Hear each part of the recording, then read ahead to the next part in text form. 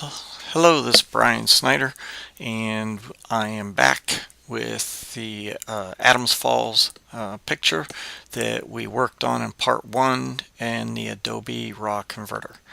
I usually take my DNG files and process them in the RAW converter, save them, and put them in a master folder. Then I open them back up in Photoshop days, weeks later, and we start doing Photoshop processing.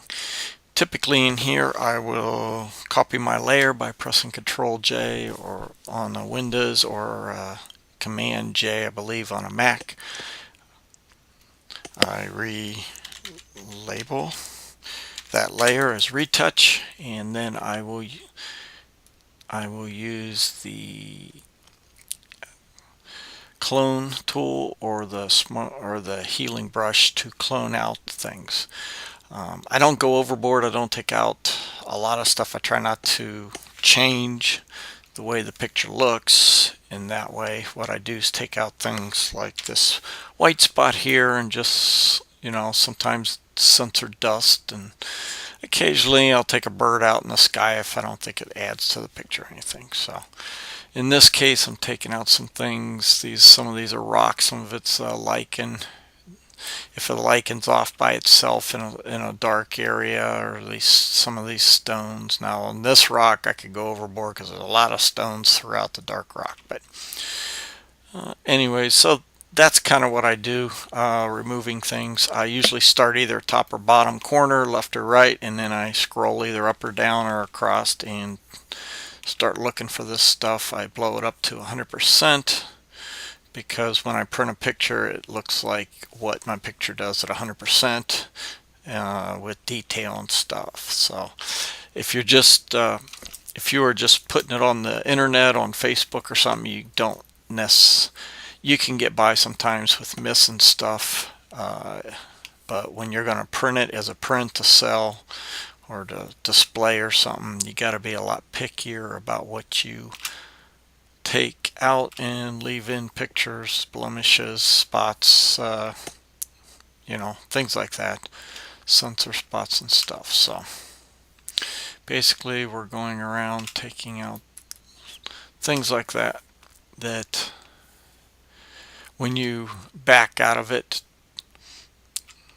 to full screen, that you would see and might cause the viewer's eye to drift off to the side or out of the picture, distracting them. I don't like to leave a lot of light objects along the edges. Sometimes, like this here, I'm not going to fuss with. It's a big blob area of lichen, but I mean, if we put a slight vignette there, that'll take down the contrast some so that it won't be too bad and it won't show up too much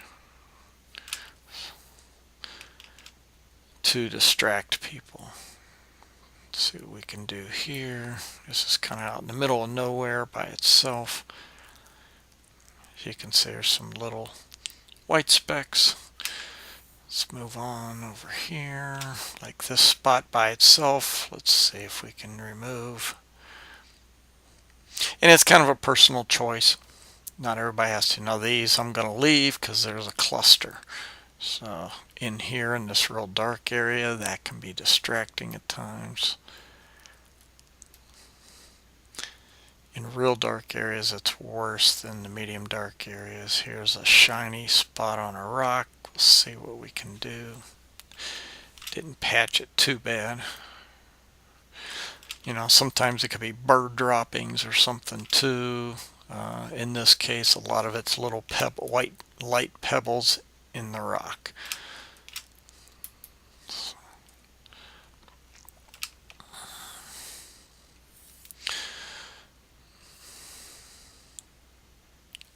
So anyway, so that's pretty good on that.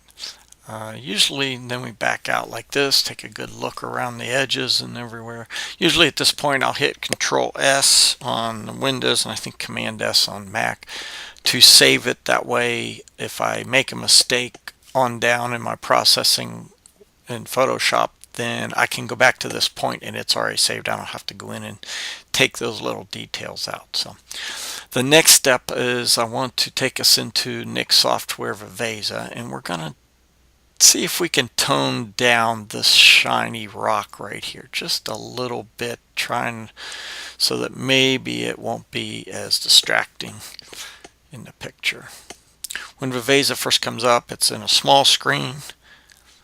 If you hit your F key on the keyboard, it takes it up to a full screen. Now we're going to use the control point to minimize this area. Try to make it, you can increase or diminish the size that's affected. Now we can use the bright slider over here, or as you saw, this slider was moving, you can use this. And you can go drastic down, which doesn't look good on this, or you can go just a little bit, which is what we're wanting. Alright, let's go with that. And I think that's all we wanted to do in there. So we'll let this process real quick.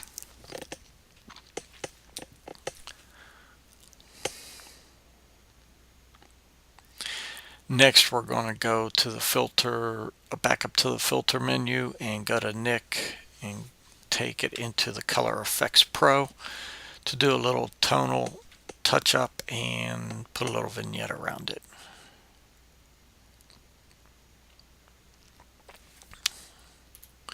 Alright, back to Nik.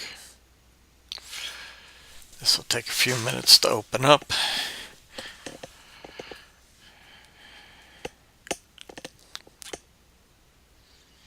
As I was saying, if you get a chance, you may want to go to Ricketts Glen State Park in Pennsylvania, especially if you like waterfalls. I think the tallest one's 90 something feet tall, and there's all kinds of little waterfalls and rapids in between the major waterfalls that they have named. There's 21 of them that's actually named. So there's a lot there to photograph just with the waterfalls. And that's all within like I think it's a total of 7 miles. There's 20 of them within like a 3-mile loop, and then this Adams Falls is kind of separate from it. When we went out, we drove out on a Friday, and the bed and breakfast we stayed at, owner recommended we go and photograph this one since it was several miles south of the other falls. And then the next day, on Saturday, we went and spent about 8 hours on the trail doing the loop, photographing the other 20 falls. But it was a really nice trip, and I want to go back here soon and do it again. Try to improve on some of my images.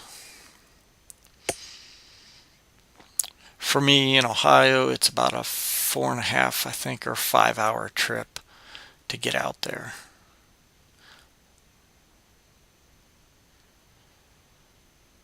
So it's not something that I'm going to go out there, do in a day, and drive back the same day.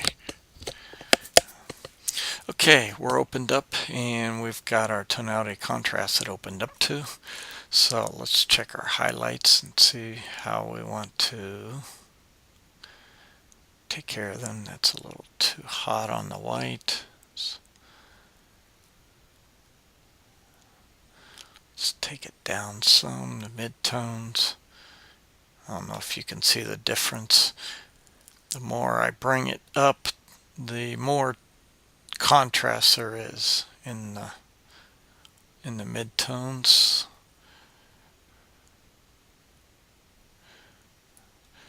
And the shadow area. It's a little more noticeable. If you look at the water here in the foreground coming over the rocks just before it drops off that rock, you can see the difference, how it bumps that contrast. And then you can see the saturation dropping, coming back up. We don't want to oversaturate it, so we'll leave it there. Next, you have to tap the add filter to add another one of these preset filters, and we want to go to dark and light and center. This is what I use for my vignette. It's very adjustable, and it's very subtle, and I really like it. I'll show you real quick. Usually I use a number 2. I'm going to take the edge down all the way, and I'm going to brighten the center up and I'm going to show you here. You can see how you can adjust the center like that. And you can also adjust where the center point goes. Like you can put it up here. So you can actually use this like a spotlight if you want to spotlight something, you know. So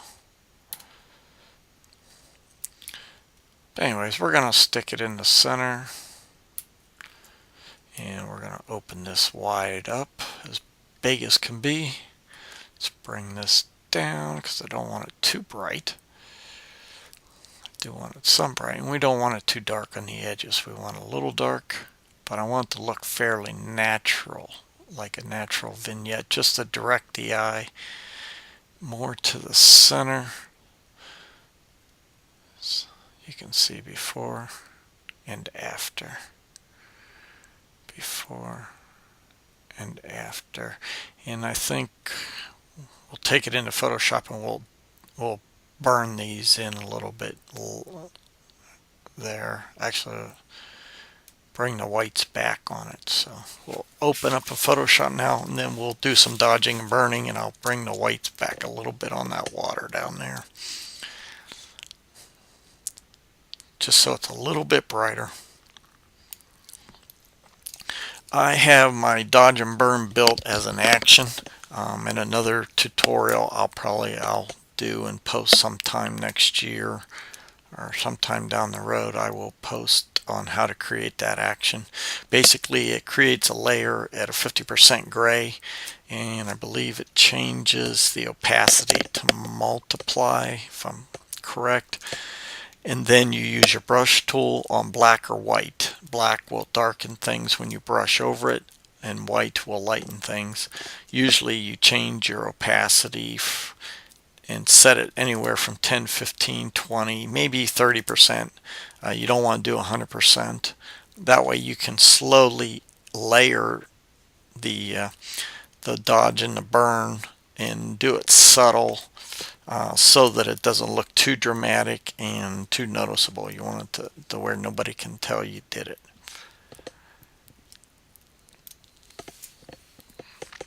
Takes a few minutes for this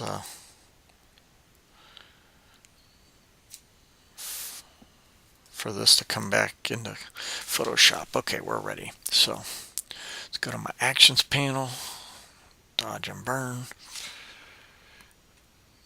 Alright, got our brush tool. We'll set this opacity at 10%. And right now our color is black, so we're going to use our brackets key.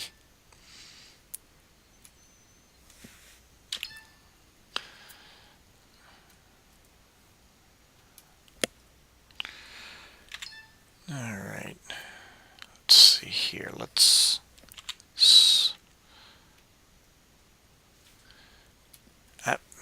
Now I see my problem.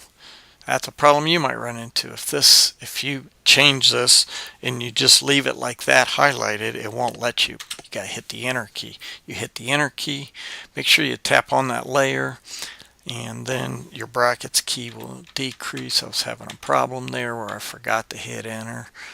Now we can slowly try to decrease this a little bit and darken this spot right here. Try to get some detail back in it and slowly build it.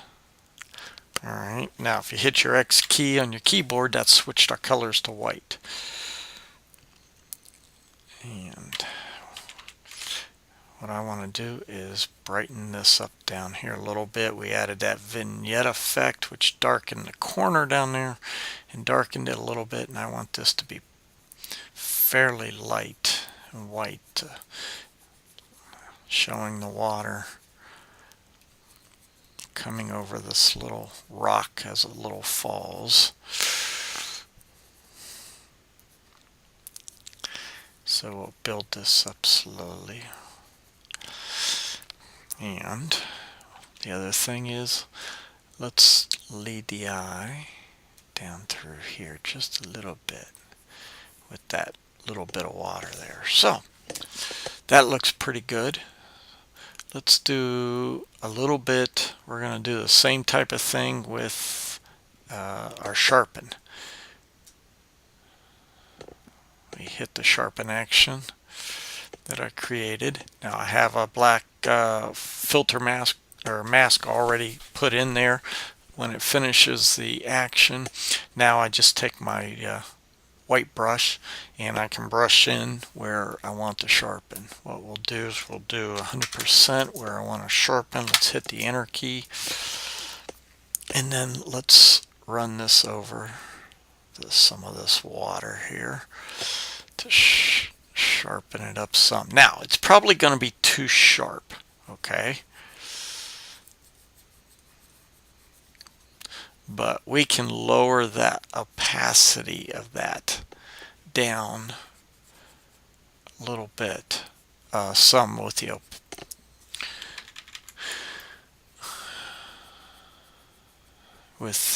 the opacity slider there for the layers. So just give me a minute here. All right, so now what we do is you take this and we can use the arrows to drop it down, or you can type the number in. So, and a lot of times I'll go to 50%. See if we can tell the difference here.